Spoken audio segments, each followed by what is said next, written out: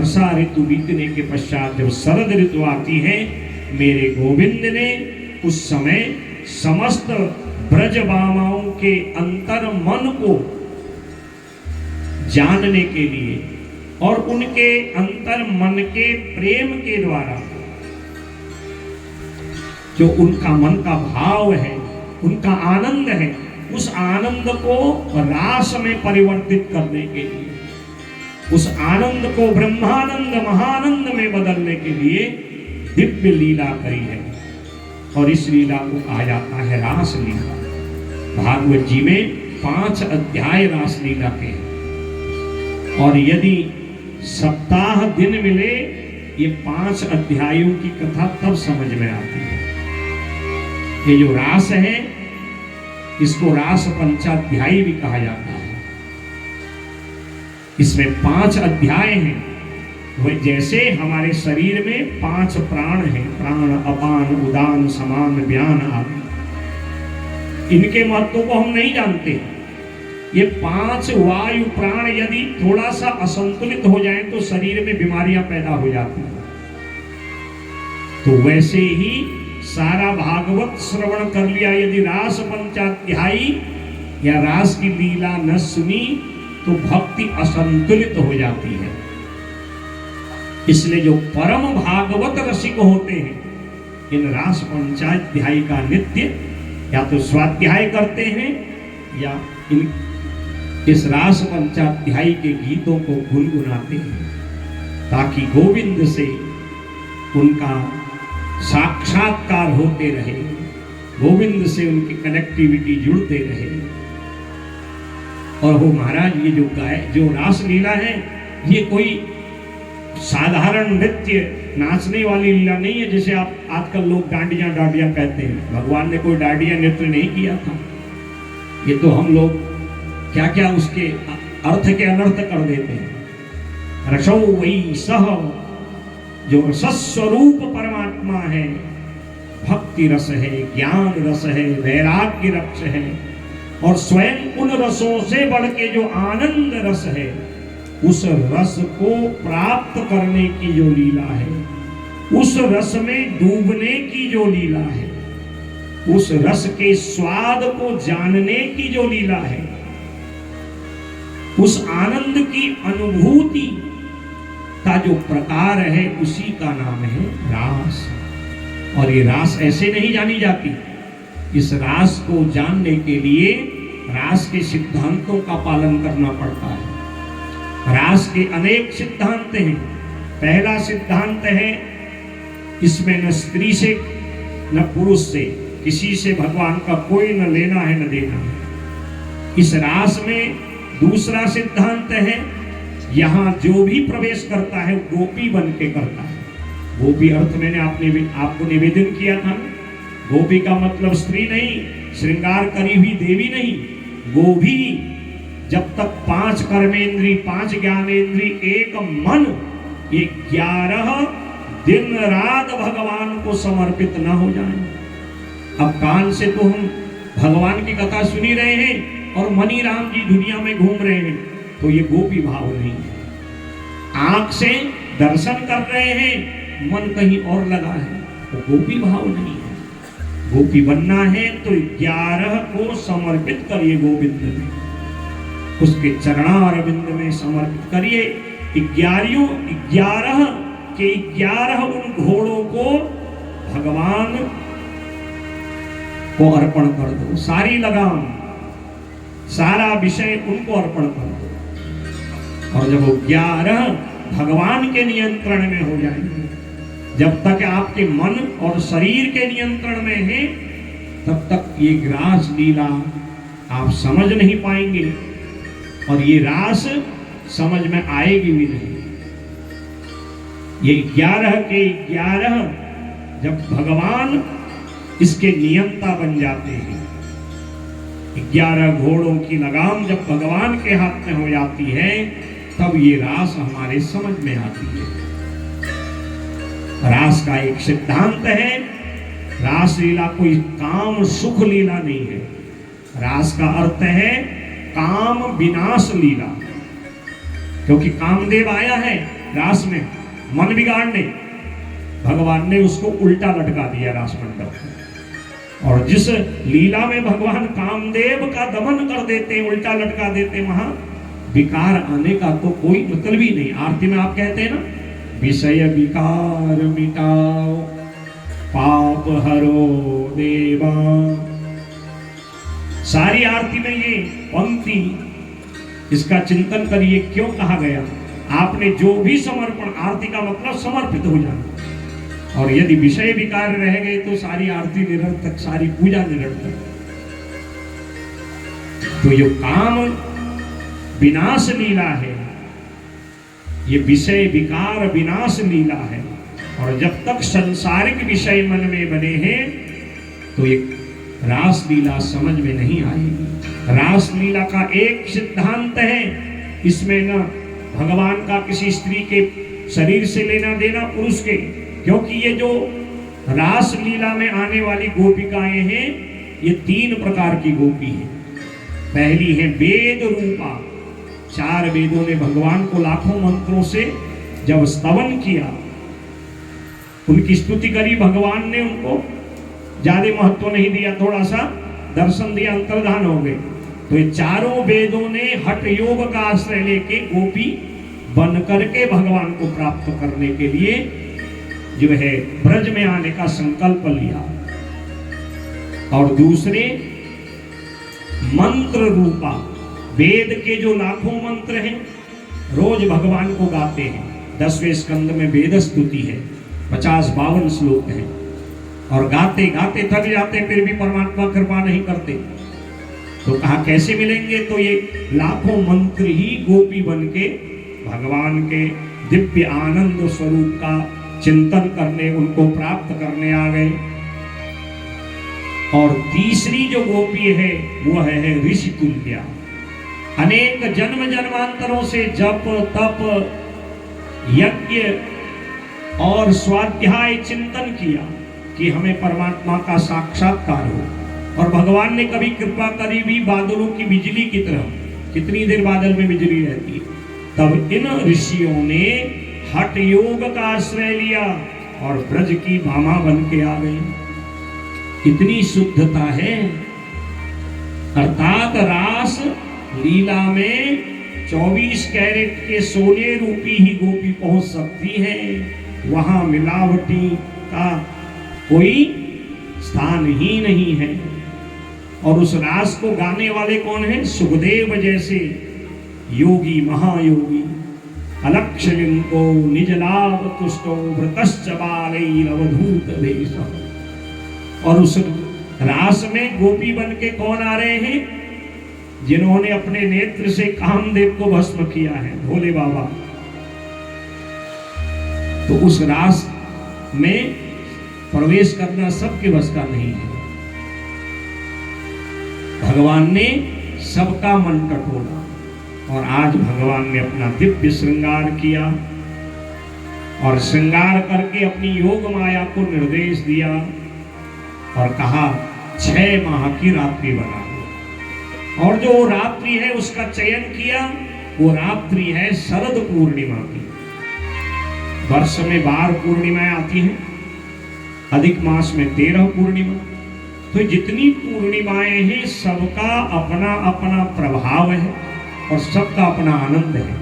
परंतु आप अब विचार करिएगा कि जो शरदकालीन पूर्णिमा है उसकी जो अमृत कलाएं हैं उसका आनंद इन सबसे अधिक है। कहते हैं कि शरदकालीन पूर्णिमा में चंद्रमा के किरणों से अमृत बरसता है, क्योंकि भगवान चंद्र कुल में आए हैं, इसलिए उन्होंने चंद्रमा को महत्व दिया। और इस शरदकालीन पूर्णिमा के दिन इस रास लीला को आरंभ किया। और ये जो रास लीला है ये 2, 4, 6 दिन की नहीं, ये जो रास लीला है ये 6 माह की रात्रि बना दी। और तब सुखदेव भगवान राजा परीक्षित से कहते हैं, भगवान पिता रात्रि शरदोद फुल्ल मल्लिका वीक्षरन्तुं मनश्चक्रे योगमायामुपाश्रितः।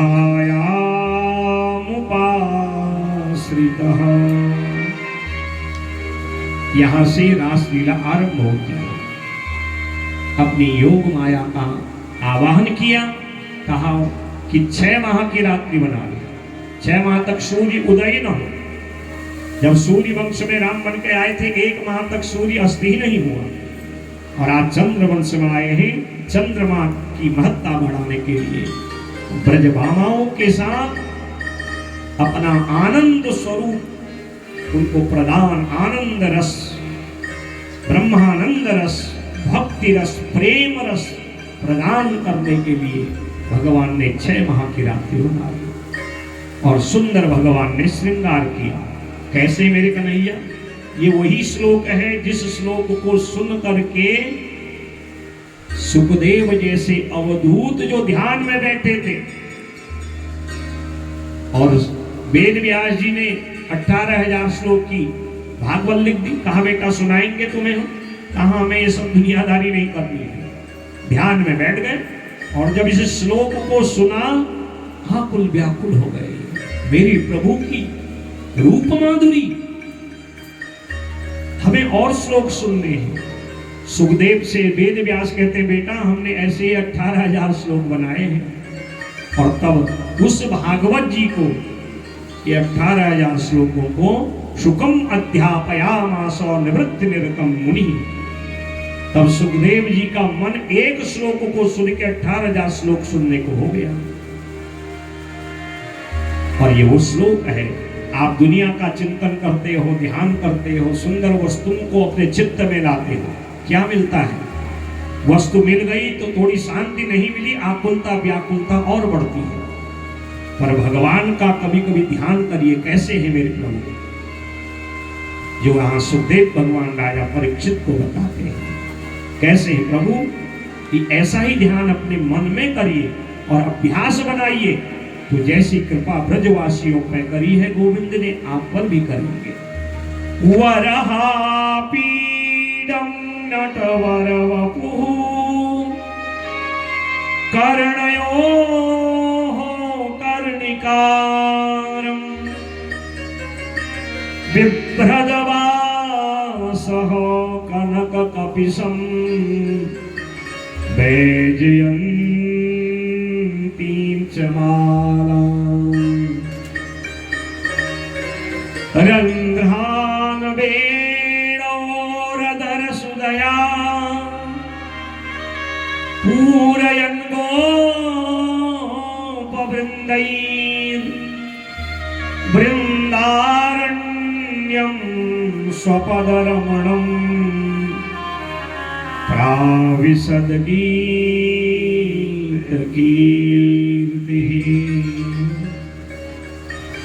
वरह माने होता है मोर। मोर के पंख का जिन्होंने अपने मस्तक में आपीडम मुकुट धारण किया है, भगवान इसलिए मोर के पुच्छ का मुकुट धारण करते हैं क्योंकि वो निष्काम भाव से गृहस्थ धर्म का पालन करता है। भगवान कहते हैं निष्कामी बनो तो मैं तुम्हें धारण करूंगा। कर्णयोः और कानों में कनेर के फूल लगाए। नटवर वपुः, केवल नट नहीं है, नट माने नाचने वाला। नटों के भी जो नट हैं, नटवर, नाचने वालों में जो श्रेष्ठ है, वर है, श्रेष्ठ है। कैसा नृत्य है आपने कल देखा, कालिए के चिकने फड़े और भगवान कैसे ताता थैया करते हैं। वही तो नृत्यक है ना। बढ़िया सा महाराज स्थान मिल जावे, बढ़िया सा गीत मिल जाए, नाच ले, वो नृत्यक थोड़ी है। नटवर तो है कि जो नाग के चिकने फणों पर भी ताता थैया करके इंद्रादि ब्रह्मादि शिवादि को मोहित कर दे। इसलिए नटवर वपुः, जो खड़े भी रहते हैं तो नृत्य की ही मुद्रा में रहते हैं, इसलिए उनको बाके बिहारी कहा जाता है। पांव एक तरफ है, कमर एक तरफ, गर्दन एक तरफ। बिभ्रदवासः पीतांबर पट जिन्होंने धारण किया है और कनक कपिशम तपाए हुए सोने की समान जिनकी उज्ज्वल कांति है, वैजयंती चमाला। जब भी भगवान का, ठाकुर जी का, गोविंद का पूजन करो, ऐसे ही उनके चरण से मस्तक पर्यंत उनके श्रृंगार माधुरी का दर्शन करिए तो आपको थोड़ी पूजा से ही आनंद आने लगेगा। और रंध्रान वेणो, अपने होठों पर उन्होंने बंसी को धारण किया है और जब वो बंसी बजाते हैं तो सारी गोपिकाएं अपना काम धाम छोड़ करके समर्पित हो जाती हैं। तेरी बंसी पे जाऊं बलिहार रसिया, तेरी बंसी पे जाऊं बलिहार रसिया, मैं तो नाचूंगी तेरे दरबार रसिया, मैं तो नाचूंगी तेरे दरबार रसिया। तेरी बंसी पे जाऊं बलिहार रसिया, तेरी बंसी पे जाऊं बलिहार रसिया, मैं तो नाचूंगी तेरे दरबार रसिया, मैं तो नाचूंगी तेरे दरबार रसिया।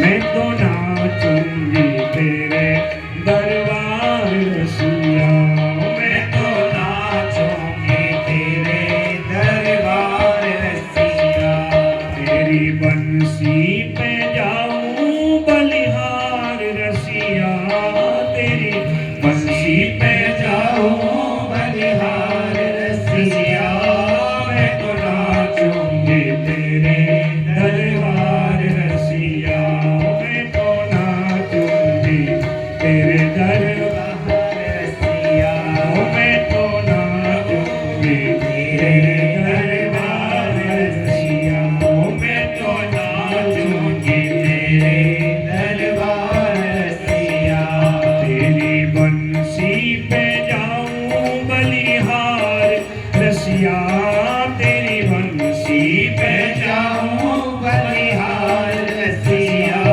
मैं तो नाचूंगी तेरे दरबार रसिया, मैं तो नाचूंगी तेरे दरबार रसिया।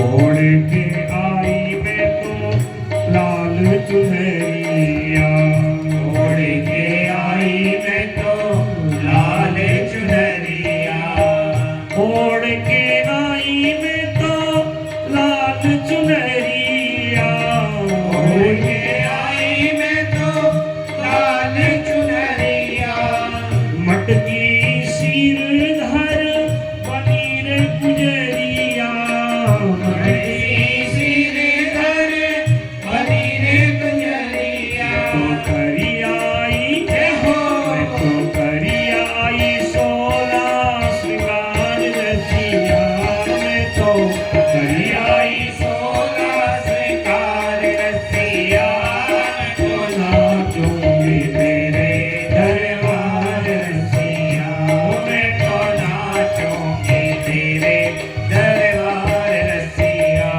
तेरी बंसी पे जाऊं बलिहार रसिया, तेरी बंसी पे जाऊं बलिहार रसिया, मैं तो नाचूंगी तेरे दरबार रसिया, मैं तो नाचूंगी तेरे दरबार रसिया। श्री राधे। हरे बीती बीती तारी भाव से यदि गोपी बनना है, मेरे कन्हैया को प्राप्त करना है,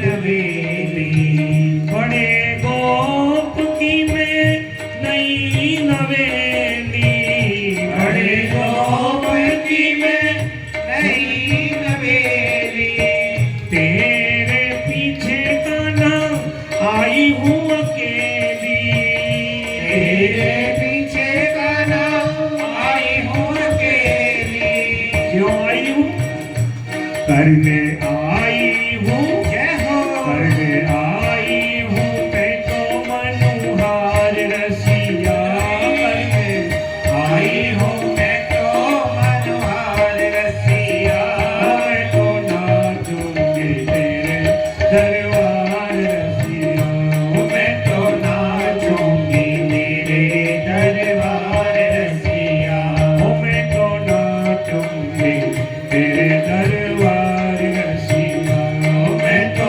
नाचूंगी तेरे दरबार रसिया मीराद है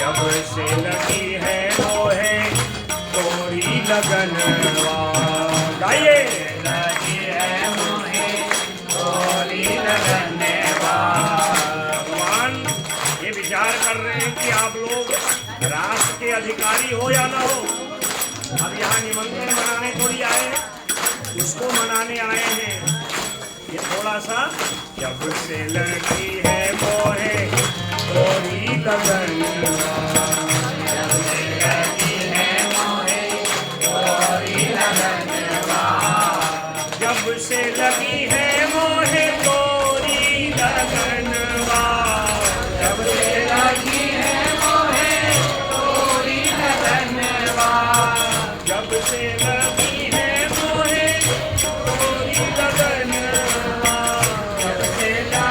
है मोहे तोरी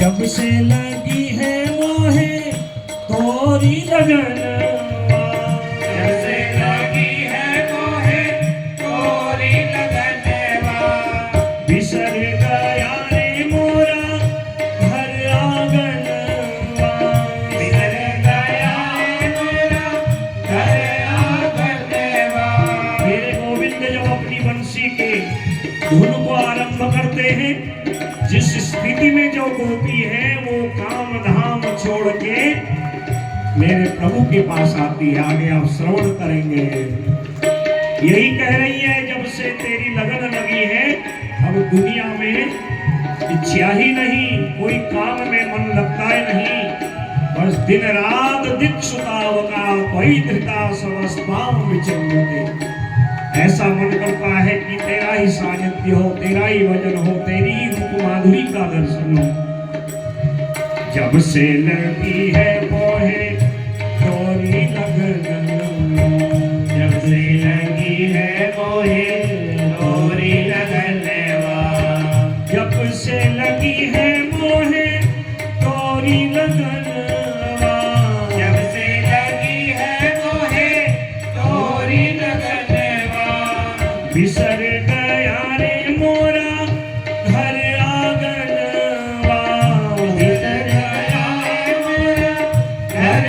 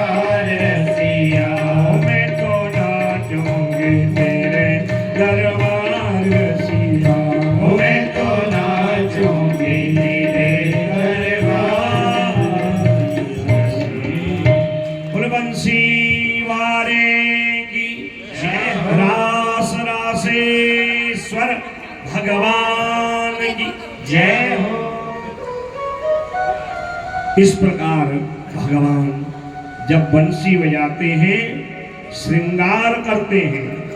एक तो मेरे गोविंद रूपम मधुरम, जब उनकी रूप माधुरी का कोई भी दर्शन करता है तो ये पलक झपकने का नाम नहीं देती। यहां तक कि ब्रजबामाएं कहती हैं, हे ब्रह्मा, आपने जब सृष्टि बनाई तो इन नेत्रों को बनाया। और यही आगे जो है गोपिकाएं कहती हैं, अक्षर्णकाम फलमिदं न परम विदाः सख्यः पशुरननु विवेशयतो वयस्यै वक्त्रं ब्रजेश सुतयोरनुवेणुजुष्टम् येर्वान् पीतमनुरक्त कटाक्षमोक्षम्। इन आंखों की सफलता यही है, हे ब्रह्मा, जो तूने आंखें बनाई, इनकी सफलता क्या है? क्योंकि इन आंखों से हम श्याम सुंदर का दर्शन कर रहे हैं। यहां तक तो तूने ठीक किया, परंतु जो पलकें बनाई ये गड़बड़ कर दिया। ये भाव है ना अपना, अब पलक ना हो तो आंख अच्छी कहां लगेगी? परंतु ये गोपिकाओं का भाव है, क्योंकि जो प्रेमी है उसका स्वभाव सर्प की भांति होता है, चाल सर्प की तरह। अहेरिव गति प्रेमणा स्वभावो कुटिला भवे।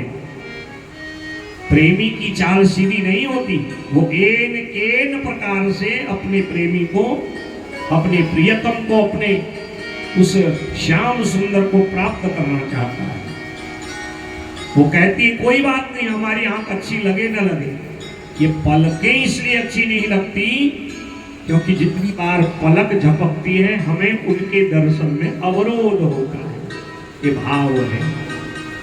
और ये जो गोपिकाएं गाती हैं इसी को प्रणय गीत कहा जाता है, अर्थात केवल चर्चा भगवान की, सारा प्रेम गोविंद पर अर्पण है।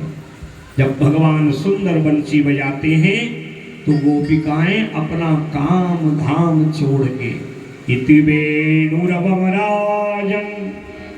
सर्वभूत मनोहरं श्रुत्वा ब्रजस्त्रियः सर्वा वर्णयन्त्योभिरेभिरे।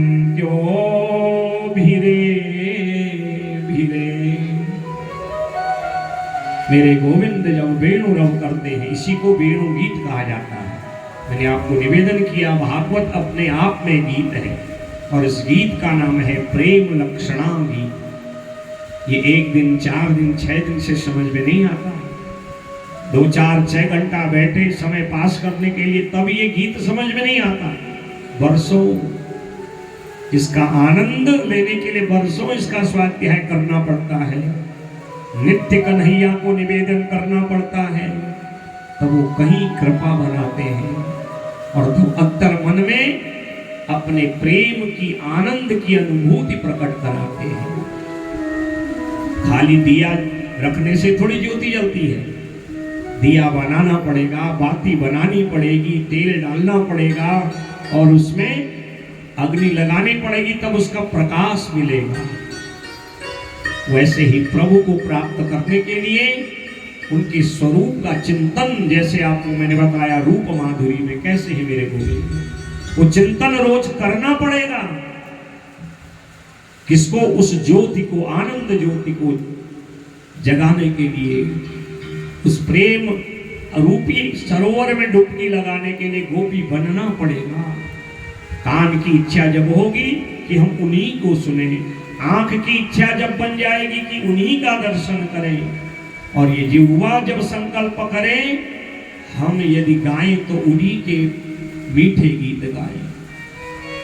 तो जब ये सारी इंद्रियां समर्पित होके उसी को चाहती हैं तब हम गोपी बनते हैं और तब ये रास समझ में आती है। जो गोपी जिस स्थिति में है, अपना काम धाम छोड़ के एक गोपी श्रृंगार कर रही है, आंख में अंजन लगा रही है, काजल। मेरे कन्हैया ने जब बंसी वेणुरव आरंभ किया है तो आज जो है अंजन को अपने मांग में भर लिया, क्योंकि भगवान बंसी बनाते हैं सर्वभूत मनोहर, सब पगला जाते हैं कब कैसे कौन काम करना है। एक गोपी मांग भर रही थी, कन्हैया ने बंसी बजाई तो मांग के सिंदूर को आंख में अंजन बना दिया। एक गोपी जो है वो पांव पर रंग लगाते ना आप लोग, उसको लगा रही थी, कन्हैया ने जो है बंसी बजाई, उस नाखून में लगाने वाले रंग को लाली रूप में धारण कर लिया। यहां तक कि कौन वस्त्र कैसे पहनना है, कौन आभूषण कहां पहनना है, पायल की पायल को नथ बना लिया, नथ को जो है पायल समझ लिया, वो सब कृष्णमय हो गई है। श्रुत्वा ब्रजश्रिय सर्वा वर्णयन्त्यो भीरे भीरे, भगवान के उस वेणु गीत को सुन के आकुल व्याकुल सब काम धाम छोड़ के तेरी बंसी पे जाऊं बलिहार रसिया, सब कुछ छोड़ करके। ये आकुलता व्याकुलता यही की नहीं है, ये अनेक जन्म जन्मांतर के संकल्पों से आकुलता व्याकुलता बनी है। और जब जाती है भगवान ने सबका स्वागत किया, और चलते चलते चर्चा भी उसी की करती है। कहती है हम तो दुनियादारी के काम धंधे में लगी रहती है, कभी कभी तो हमारा भगवान से शायद विस्मरण भी हो जाता होगा, और संसार के लोग हैं, कभी कभी संसार की चर्चा भी तो होती है। वैसे तो गोपिकाएं जो भी करती हैं कृष्ण के लिए ही करती हैं, फिर भी क्या कहती हैं, कभी कभी हो न हो हमसे कन्हैया विस्मरण हो जाता हो, पर हमसे अधिक श्रेष्ठ तो ये जंगल में चरने वाली हिरणियां हैं। आकर्ण्य वेणुरणितम सह कृष्ण सारा पूजां दधुर्विरचितां प्रणयावलोकैः। जब गोविंद बंसी बजाते हैं तो ये जो ये जंगल में रहने वाली हिरणियां हैं, ये कैसे देखती हैं, जैसे एक प्रिया एक प्रियतम को, एक प्रियतम एक प्रिय को देखता है। घास भी चरती हैं, दूसरी तरफ सावधानी भी है कहीं कोई हिंसक पशु ना आ जाए, और दूसरी तरफ कटाक्ष मोक्षम तिरछी नजर से बंसी बजाते उस श्याम सुंदर का दर्शन करती है। अर्थात हमसे तो कहीं धन्य ये हिरणियां हैं जो भगवान के वेणुरव का भी आनंद लेती हैं और नेत्र से उनका तिरछा दर्शन भी करती हैं। ऐसे जो गोविंद हैं, जब एक एक करके समस्त गोपिकाओं का आवाहन करते हैं, सब गोपिका आ जाती हैं, तो सबसे पहले उनका स्वागत करते हैं। और जो दिव्य रास मंडल बनाया है, भगवान पितारात्रि शरदोत फुल्ल मल्लिका, ये रास लीला का पहला श्लोक है। शरदकालीन पूर्णिमा के दिन उस रात्रि को 6 माह की बना दिया।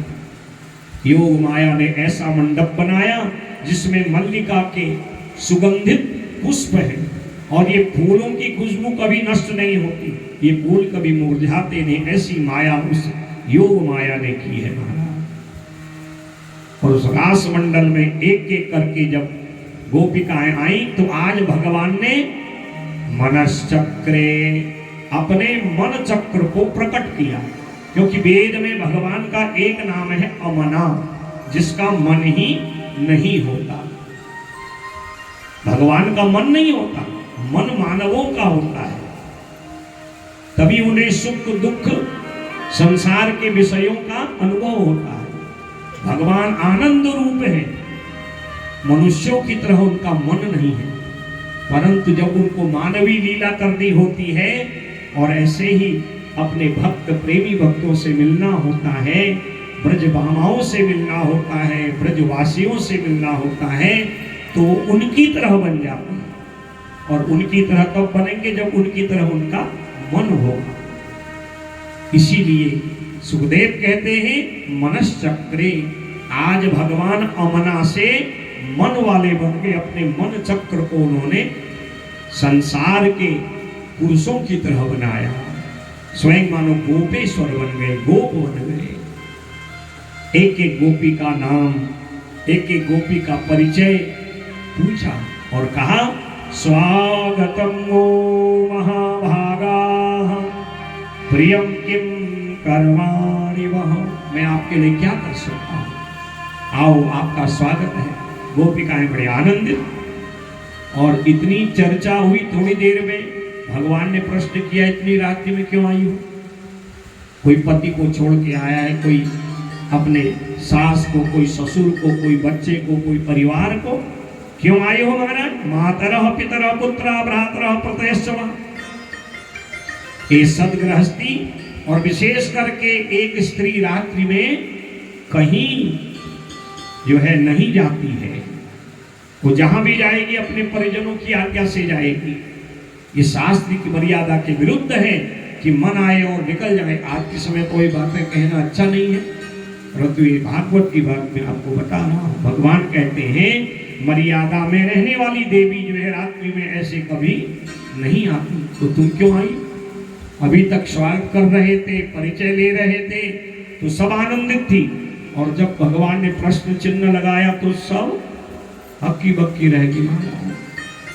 एक तक प्रभु को देखती है, मूर्ति बन गई, न हिले न डुले, और धीरे धीरे नेत्र से जल बरसाने लगी, और अपने दाएं पांव के अंगूठा से जमीन को कुरेदने लगी, और मन ही मन सोचने लगी, बताओ पहले आओ कहते हैं, पंछी में एक एक का नाम लेते हैं, स्वागत करते हैं, और तुमने बहुत बढ़िया किया ये भी कहते, और फिर कहते रात्रि में क्यों आई हो? क्या तुमने मर्यादा वाला कार्य किया है? भगवान ने देखा, ओ मैंने कुछ ज्यादा ही कह दिया सर। तब गोपिकाओं ने कहा, साहस बढ़ाकर कहा कि आप हमें एक प्रश्न का उत्तर दीजिए। एक पतिव्रता देवी है, वो बिना पति के दर्शन के कोई कार्य नहीं करती, और एक दिन पतिदेव को कहीं बाहर जाना पड़ा और वो आकुल व्याकुल हो गई। कहा महाराज कितने दिन में लौटोगे, तब तक शायद मुझे प्राप्त कर पाओगे या नहीं कर पाओगे।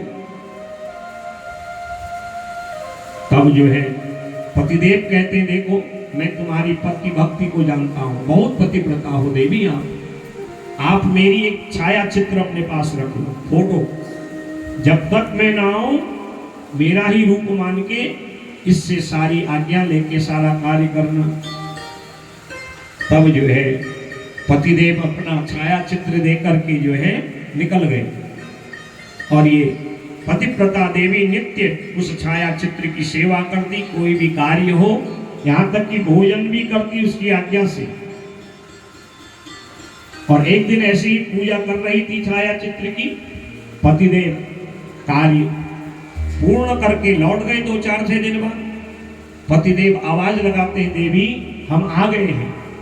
तो ये गोपिकाएं भगवान से प्रश्न करती हैं, बताओ कि उस समय उस पतिव्रता देवी को उस फोटो की जो पूजा करनी चाहिए या फोटो की पूजा छोड़ के पति के पास जाना चाहिए? क्योंकि यदि वो पूजा छोड़ती है तो जो है पापन हो जाती है, उसको पाप लगेगा। और यदि पति आवाज लगाए न जावे तब भी पाप लगेगा। क्या करना चाहिए?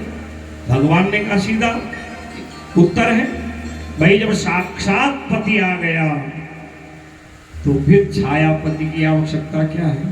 गोपिकाएं कहती हम पढ़ी लिखी नहीं है, पर तुम्हारे से प्रेम करते करते, तुम में रम के और तुम्हारी लीलाओं का भाव मन में जगाते जगाते हम भी तुम्हें जगत पति मानने लग गए हैं। इतना तो हम भी जानते हैं कि जब साक्षात पति आ गया फिर छाया पति की आवश्यकता क्या है? हमारे जो पति हैं जिनका हम त्याग करके आई हैं, ये भोग पति हैं, शरीर भोगी पति हैं, सुख भोगी पति हैं। इनको सुंदर हाथ का बना भोजन चाहिए, इनको सुंदर धुले वस्त्र चाहिए, सेवा चाहिए, और आपको केवल प्रेम चाहिए। ये छायापति के समान है और आप जगतपति हो। यहां भगवान से अपना प्रणय निवेदन किया, इसलिए इसको प्रणय गीत भागवत जी में कहा जाता है। मैवं विभोर हति भवान गदितुं निशंसं संजन संतज्य सर्व विषयांस्तव पादमूलम् भक्ता भजस्व दुर्वग्रहमात्यजस्मान् देवो यथा विपुरुषो भजते मोक्षम् प्रेष्टो भवान तनुभृता किल बंधुरात्मा। आप प्रत्येक जीव में बंधु रूप में, प्रेम रूप में, आत्मा रूप में निवास करते हो, और जब आप मिल गए हैं, साक्षात पति आप मिल गए, फिर इस संसार के छाया पतियों की आवश्यकता नहीं है। भगवान ने कहा मैं तो तुम्हारा मन टटोल रहा था, मैं तो तुम्हें अनपढ़ समझता था, तुम तो बड़ी बड़ी पढ़ी लिखी ज्ञानियों की तरह बात करती हो। और भगवान ने कहा मैं तुम्हारे प्रेम को टटोलना चाह रहा था। इस प्रकार भगवान ने उन गोपिकाओं को देखा, ये परीक्षण में पास हो गई है, और भगवान ने अपनी दिव्य माधुरी आनंद स्वरूप रस को प्रकट करने के लिए अपना दिव्य रूप धारण किया। हजारों सरोवर बन गए, उनमें कमल खिले हैं, हजारों गोपिकाएं। भगवान ने देखा मैं सबके साथ रहूं, योगेश्वर है, उन गोपिकाओं के लिए एक एक रूप धारण कर लिया। हजारों गोपी हजारों कृष्ण, फिर एक गोपी हजारों कृष्ण, फिर हजारों गोपी एक कृष्ण। सारा जो रास मंडल है वो कृष्ण गोपीमय बन गया। और भगवान से जैसा निवेदन करते हैं मेरे गोविंद उस निवेदन को स्वीकारते हैं। एक गोपी कहती है हमें श्रृंगार करना है, भगवान उसका श्रृंगार करते हैं। एक गोपी कहती है हमें अपनी गोद पर विराजमान करो, भगवान वो भी करते हैं। एक गोपी कहती है हम आपका श्रृंगार करेंगे। तो अर्थात सारा जो वह रास मंडल का वातावरण है वह कृष्ण गोपीमय बन गया। इसीलिए भगवान को रास रासेश्वर कहा जाता है। बोले रास बिहारी भगवान की जय। जैसी इच्छा गोपी की वैसा मेरे गोविंद रास बिहारी भगवान करते हैं। और ऐसा कभी कभी होता है ज्यादा मिलने पर अहंकार भी आ जाता है। आज तक जो गोपी समझती थी ये सबके हैं, अब क्या समझती है मेरा प्रेम श्रेष्ठ है इसलिए मेरे हैं, मेरे हैं इसलिए तो मेरे पास है। भगवान सबकी इच्छा पूर्ण करने के लिए उतने रूप धारण किए, और क्या लगने लगा ये मुझसे प्रेम करते हैं, मेरा प्रेम श्रेष्ठ है। और मैं भाव आता है, भगवान वहां से अंतर्धाम, जहां आए अभिमान वहां से गायब हो भगवान। भगवान ने कहा भाई वाह, अभी तक तो सबकी बात हो रही थी और यहाँ मैं होने लगी है। और भगवान उस रास मंडल से अंतर्धान हो गए। जैसे भगवान अंतर्धान हुए, गोपिकाओं की स्थिति ऐसे हो गई जैसे किसी वृक्ष पर चढ़ी बेल वृक्ष के गिरते ही गिर जाती है। बिन पानी की मछली की तरह आज गोपिकाओं की स्थिति हो गई, आकुल व्याकुल हो गई। भगवान को प्राप्त करने के लिए उनकी जैसी लीलाएं करने लगी, कभी इधर जाती कभी उधर जाती। भगवान के पग चिन्हों को ढूंढती थी, कहाँ तक गए हैं। पग चिन्ह ढूंढते ढूंढते यमुना तट तक गई, और अब वो पग चिन्ह गायब हो गए। और जब भगवान का दर्शन नहीं हुआ, तपश्चान्तरदधे कृष्ण सावधूरन्वतप्यत। एक एक गोपी भगवान को कुंज निकुंज में ढूंढने लगी। भगवान जब नहीं मिले, सब यमुना तट पर आ गई। अचानक एक तुलसी का वृंदा का वृक्ष हिला हवा के झोंके से। गोपिकाओं ने सोचा भगवान वहीं छिपे होंगे, क्योंकि तुलसी से भगवान को वृंदा से बहुत प्रेम है, इसीलिए तो वृंदावन में आए हैं। और गई सब और कहा अरे तुलसी, अरे वृंदा, क्या तूने हमारे प्रियतम कान्हा को देखा है, श्याम सुंदर को देखा है? फिर एक हवा का झोंका आया, तुलसी का वृक्ष हिला। मानो कह रही हूं जैसे आप उनके दर्शन के लिए आकुल व्याकुल हो, मैं भी उनके लिए आकुल व्याकुल हूं। अनाथरमण प्रेष्ठ क्वासी क्वासी महाभुज दास्यास्ते कृपणाया मे सखे दर्शय सन्निधिं। हे प्राणनाथ, हे प्रियतम, हे श्याम सुंदर, आप जानते हो कि आपके बिना हम एक क्षण नहीं जी सकती। आकुल व्याकुल सारी गोपिकाएं अपनी सुध बुध भूल गई। जहां जहां भगवान की जो जो लीलाएं हैं वहां ढूंढने गई। यहां जो मिलेंगे, यहां जो मिलेंगे। जब नहीं मिली सब यमुना तट पे आई। पुनः पुलिनमागत्य कालिन्द्याः कृष्ण भावना समेवेता जगुः कृष्णं तदागमन कांक्षिताः। सब एक साथ इकट्ठे हुई। यमुना से पूछा, अरे यमुना, तेरा भी स्वरूप श्याम वर्ण का है, इसीलिए उनको श्यामा भी कहा जाता है। और हमारे श्याम सुंदर आपके ही जैसे हैं। क्या तुमने उनको देखा? इतने में यमुना की एक लहर आई, गोपिकाओं का चरण स्पर्श कर गई। मानो ये बता रही हो जैसे आप आकुल व्याकुल हो ना उनके लिए, मैं भी उनके बिना आकुल व्याकुल हूं। तब गोपिकाओं को एक बात याद आई। भगवान किसी बात से रूठ के रीझ जल्दी जाते हैं, वो बात है उनका गीत। भगवान को गीत बहुत प्यारे हैं। मद भक्ता यत्र गायन्ते तत्र तिष्ठामि नारद। भगवान को रिझाने का सरल साधन है गीत। इसलिए नवदा भक्ति में दूसरी भक्ति ही कीर्तन है। श्रवणम, पहले उनको सुनिए, और कीर्तनम, फिर उनके मीठे गीत गाइए। और भगवान गीत से शीघ्र रीझ जाते। इसलिए भागवत को मैंने आपको निवेदन किया, ये प्रेम लक्षणा गीत है। भगवत गीतम भागवता।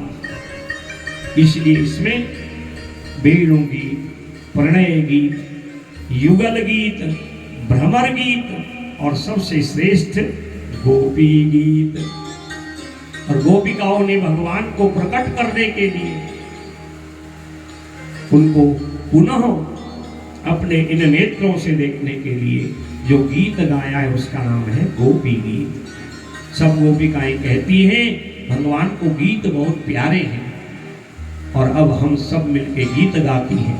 और यदि इस गीत को सुन के भी गोविंद नहीं आए तो इसी यमुना के जल में अपनी समाधि दे देंगी। और तब गोपिकाओं ने 18 श्लोक कनक मंजरी में गाए। गोपी गीत में 19 श्लोक, 18 जो श्लोक हैं वो कनक मंजरी छंद के हैं और बड़ा सुंदर भाव है। आइए 2-4 श्लोक गुनगुनाते हैं। अब इतना समय नहीं कि पूरे गोपी गीत को सुनाएं। बड़े भाव से भगवान का दर्शन प्राप्त हो। श्याम बिहारी दर्शन दें। गोप्यौजुः जयति तेऽधिकं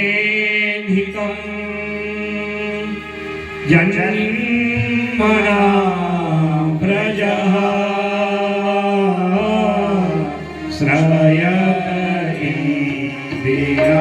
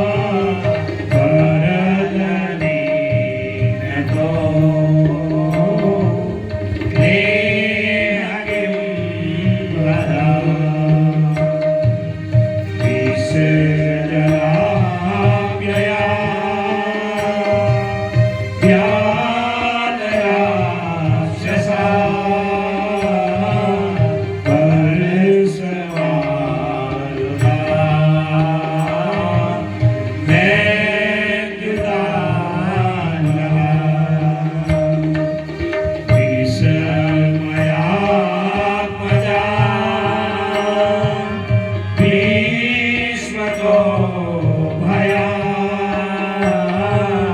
विषवते भया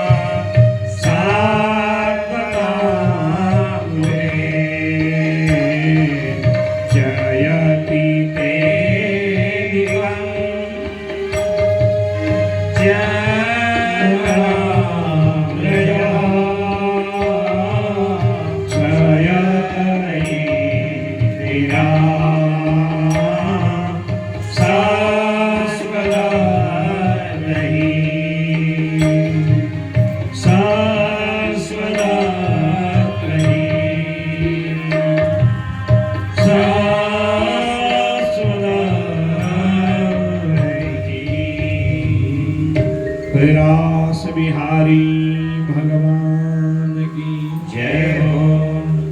अब ये जो गोपी गीत के श्लोक है ना, इनका खाली अर्थ ही आपको बताऊं 2-4 घंटा तो ऐसे लग जाए। और ये 19 श्लोक हैं और भावार्थ शब्दार्थ बताने का तो फिर कोई सीमा ही नहीं है समय।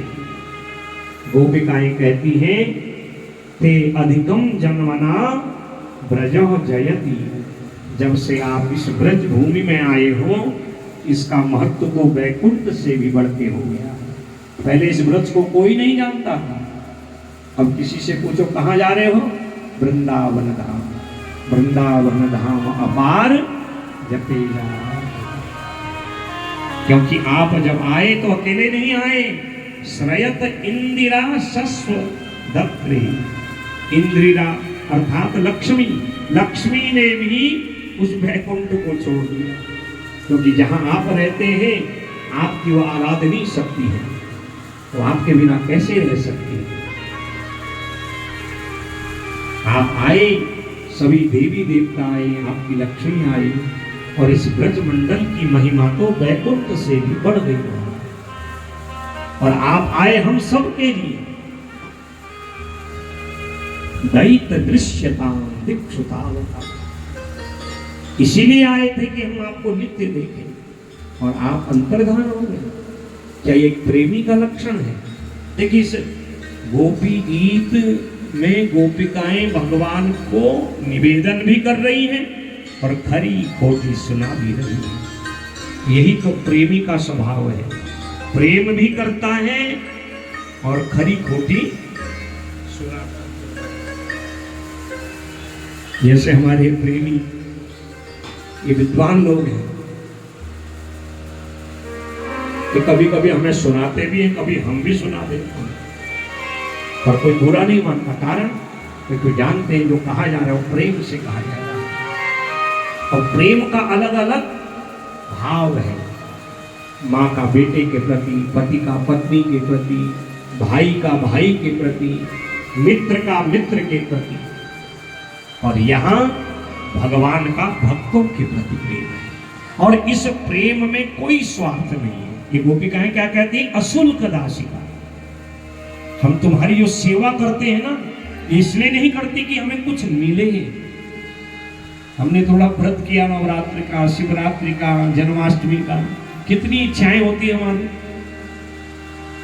कितने मन में कामनाएं संकल्प होते हैं। पर ये गोपिकाएं कहती हैं हमने जो कुछ भी किया अशुल्क दासिका, आपकी बिन मोल ली दासिकाएं हैं। हम उसका मोल नहीं मांगती, बस इतना चाहती है दिक्षुतावका त्वयि धृता सव त्वां विचिन्वते। इन नजरों के सामने तुम रहो, प्यारो दर्शन दीजो आज तुम बिन रहो न जाओ।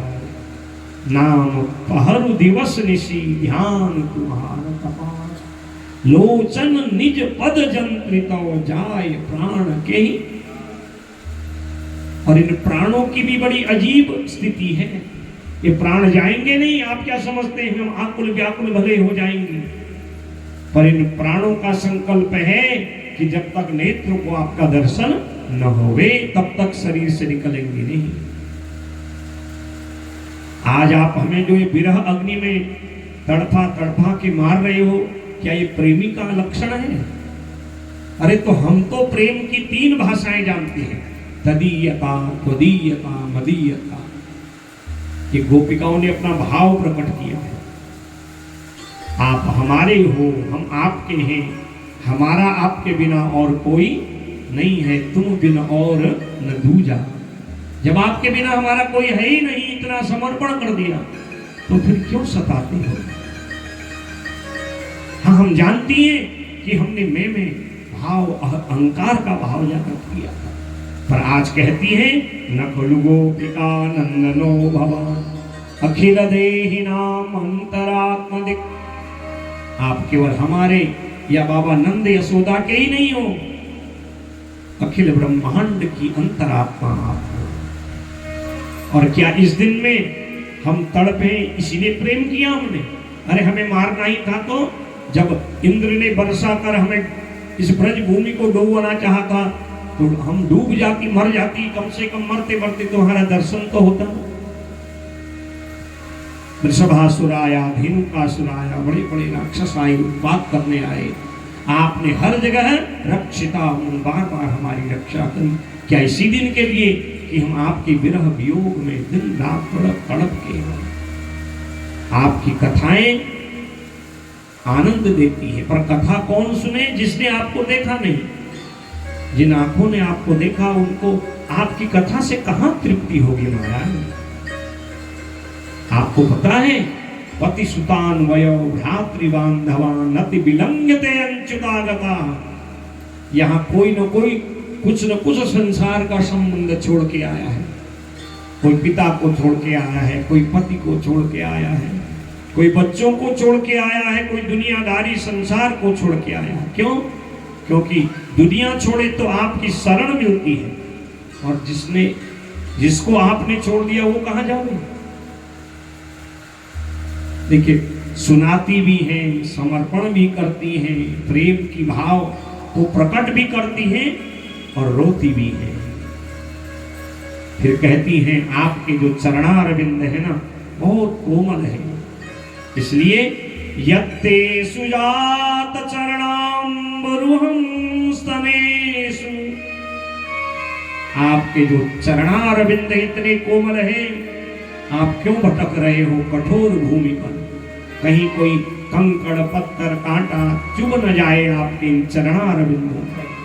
आप हमारे इन कठोर वक्षस्थलों पर अपने चरणारविंद को रखिए और हमारे काम वासना को शांत करिए। हे गोविंद, आप आइए और आकर के अपना वही आनंद स्वरूप हमें प्रदान करें, जिस स्वरूप से हमें तृप्ति होती हो। आकुल व्याकुल, ये तो केवल एक सूत्रात्मक मैं आपको संकेत रूप में अर्थ बता रहा हूं। 18 श्लोक, इनका अर्थ यदि सप्ताह पर्यंत कोई वक्ता कहे तब ये गोपी गीत समझ में आता है। कभी अवसर मिले तो गोपी गीत को बड़े भाव से अर्थ से पढ़िएगा। जब समर्पण कर दिया और बहुत आकुल व्याकुल होकर एक स्वर में रोने लगी। सुखदेव कहते राजन, इति गोप्य प्रगायन्त्यः प्रलपन्तश्च चित्रधा रुरुदुः सुस्वरं राजन् कृष्ण दर्शन लालसा। कृष्ण दर्शन लालसा, अखियां हरि दर्शन की प्यासी। बिन पानी मछली, बिना पानी के जैसे मछली तड़पती है, वैसा ही आज ये तड़पने लगी कृष्ण के दर्शन के लिए। मेरे प्रभु ने सोचा ये अपनी तो है ना, भाई मैं इनको इतना तो नहीं रुला सकता, और मेरे रास रासेश्वर उसी समय उस रास मंडल में प्रकट हो गए। बोले रास बिहारी भगवान की जय जय श्री राम। और तब भगवान ने महारास करके गोपिकाओं के सभी संकल्प को पूर्ण किया। और यहाँ प्रेमी के 4 लक्षण भी बताए गए हैं, और राजा के मन का संशय भी सुखदेव भगवान ने जो है दूर किया। यद पाद पंकज पराग निषेवतिप्ता योग प्रभाविता खिल कर्म बंधा स्वैरम चरंति मुनयो विनयमाना असेच्छया तव भूषः उत एव बंधो। राजा ने प्रश्न किया कि भगवान पर स्त्रियों का स्पर्श करके क्या उचित कार्य किए? तो भगवान सुखदेव ने कहा, पहले तो भगवान पर पुरुष है नहीं, और वो जितनी भी देवियां हैं वो कोई साधारण स्त्रियां नहीं हैं। वो भगवान के पास काम सुख के लिए नहीं, काम विनाश के लिए आई है, ताकि उनकी न कोई शारीरिक कामना रहे और न संसार की कामना रहे। समस्त कामनाओं को विनाश करने की जो लीला है और अपने में समेटने की जो लीला है, उसी का नाम है रास लीला।